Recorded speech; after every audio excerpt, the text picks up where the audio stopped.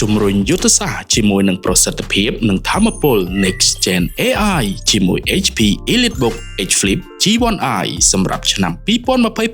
2026ការរចនាមានរូបរាងស្អាតស៊ីវិល័យតួម៉ាស៊ីនធ្វើពីអាលុយមីញ៉ូមដ៏រឹងមាំអាចបត់បាន360ដឺក្រេចំណែកអេក្រង់ទំហំ14អ៊ីន Touch Screen